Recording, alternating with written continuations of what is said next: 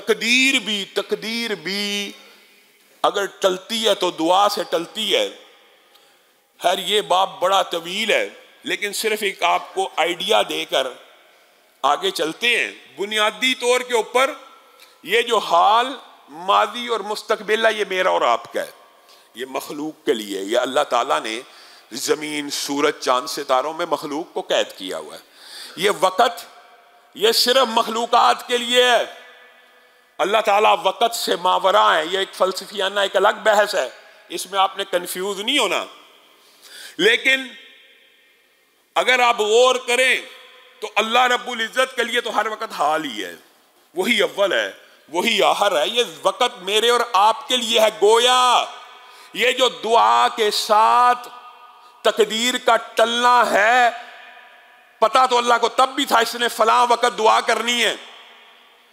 گویا انسان کے اپنے اعمال بھی، محدثین نے کئیوں نے لکھ دیا، انسان کے اپنے اعمال ہی تقدیر بھی لکھنے کا سبب بنتے ہیں. کہ اللہ تعالیٰ کو تو پتہ ہے اس نے یہ اعمال کرنے، اللہ نے وہ لکھ دیے. اس میں آپ نے کنفیوز نہیں ہونا. لیکن آپ کو جو بات سمجھانے کا مطلب ہے وہ یہ ہے کہ جو اللہ رب العزت یوم کتابت تقدیر میں آپ کے لیے مصیبت لکھ چکا ہے، پریشانی لکھ چکا ہے، فرشتہ جب وہ پریشانی دینے آتا ہے تو اللہ رب العزت اس کو کہتے ہیں رک جا، اس بندے نے اتنے بج کے اتنے منٹ پر میرے سے دعا کی تھی کہ میں اس کی مشکلات کو دور کر دوں. لکھی تھی، تیری ڈیوٹی ہے اس رجسٹر پہ عمل کرنے کی، لیکن تیرے رب نے اس کی دعا کو قبول کرتے ہوئے اس کی مشکل کو دور کر دیا. یہ تقدیر کا باب ہے کہ دعا، ان الدعاء ينفع مما نزل و مما لم ينزل. دعا اس مصیبت کا بھی مقابلہ کرتی ہے جو نازل ہو چکی ہو، اور اس مصیبت کا بھی مقابلہ کرتی ہے جو ابھی نازل ہونے والی ہے. دعا، آسمان سے مصیبتیں اترتی ہیں، یہاں سے دعائیں اوپر جاتی ہیں، دونوں آپس میں ٹکراتی ہیں.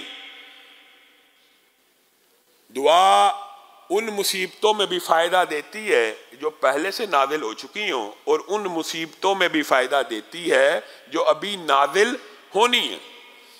آپ کو اور مجھے یہ وہم ہے کہ ہم نے یہ دعا کی، اللہ نے سنی کوئی نہیں. ہم نے یہ دعا کی، اللہ نے یہ بھی نہیں سنی. تو اس بارے میں ایک حدیث پاک کا مفہوم سمجھ لیجئے. معروف حدیث ہے، رسول اللہ صلی اللہ علیہ وسلم نے ارشاد فرمایا کہ کوئی بھی بندہ، کوئی بھی، یہ آج کے بعد یہ وہم دماغ سے نکال دینا. اور حضرت عمر کا قول ہے، حضرت عمر کا، صحابہ کا اجتہاد ہے کہ دعا بعین اس طرح کی عبادت ہے، اس طرح کی فطرت اور قدرت میں لکھی ہوئی چیز ہے. کس طرح کی؟ پانی کا گلاس اٹھائیں، پیئیں گے پیاس بجھ جائے گی. روٹی اٹھائیں، کھائیں گے بھوک ختم ہو جائے گی. زمین میں دانہ ڈالیں گے، پانی ڈالیں گے، کچھ عرصے کے بعد کومپل پھوٹے گی. یہ قدرت ہے، یہ نیچرل ہے، یہ فطرت ہے.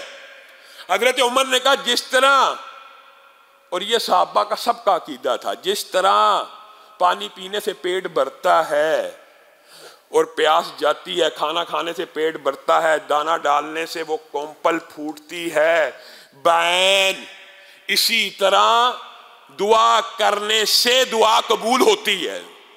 یہ نہیں ہے کہ بندہ یہ سمجھے کہ دعا کی ہے اور قبول نہیں ہوئی. دعا کرنے کا نتیجہ فطری قدرتی یہ ہے، اللہ تعالیٰ دعا کی توفیق ہی اسے دیتا ہے، دعا کرنے کی استطاعت ہی اسے فراہم کرتا ہے جس کی قبول کرنی ہوتی ہے. جس کی قبول نہیں کرنی وہ پھر ٹامکٹویاں مارتا رہتا ہے، کبھی کسی حجر کے آگے، کبھی شجر کے آگے، کبھی درخت کے آگے، کبھی قبر کے آگے، کبھی مزار کے آگے، کبھی بندوں کے آگے، کبھی مخلوق کو سجدے. جس کی اللہ نے سننی ہے، یہ حدیث کا مفہوم ہے، دنیا کا سب سے بڑا عاجز محروم ہے وہ شخص جو دعا سے محروم رہ گیا ہے. کیونکہ دعا عبادت ہے، دعا مخ العبادت ہے، افضل العبادت ہے، مومن کا ہتھیار ہے. ہتھیار ہے، یہ کیسا ہتھیار ہے جو چلتا نہیں؟ رسول اللہ صلی اللہ علیہ وسلم کے فرامین ایسے ہی ہیں. ہتھیار ہے، چلتا نہیں. دعا کی یہ قبول نہیں ہوتی. دعا کرتا ہی وہی ہے جس کی اللہ نے قبول کرنی ہوتی ہے.